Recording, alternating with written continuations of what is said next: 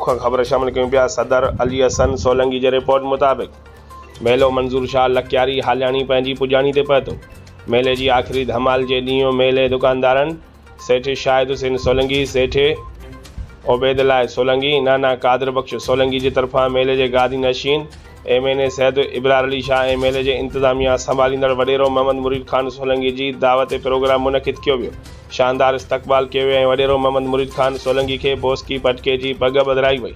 ऐं आयल महिमाननि खे अजर गुंजा तोहफ़ा ॾिना विया, जंहिंमें वॾेरो अरबाब अली सोलंकी, वॾेरो जाफ़र ख़ान सोलंकी, वॾेरो फिदा हुसैन सोलंकी, वॾेरो सखियो ख़ान सोलंकी, मेला दुकानदार सदर अली हसन सोलंकी, चेयरमैन मुर्तज़ा पंवर, सेठ असगर अली सोलंकी, सेठ अब्दुल रसूल लाखो,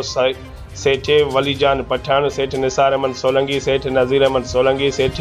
जावेद हिंगोरो, चेयरमैन कुतुबुद्दीन सोलंकी, सुल्तान अहमद पंजाबी, इमाम बख्श सोलंकी, AD सोलंकी, गुलज़ार अहमद पहिरियार, ज़ाहिद सोलंकी, AD सोलंकी, ज़ाहिद अली सोलंकी, इमामुद्दीन सोलंकी, दीन मोहम्मद सोलंकी, इमदाद अली पहिरियार शामिल।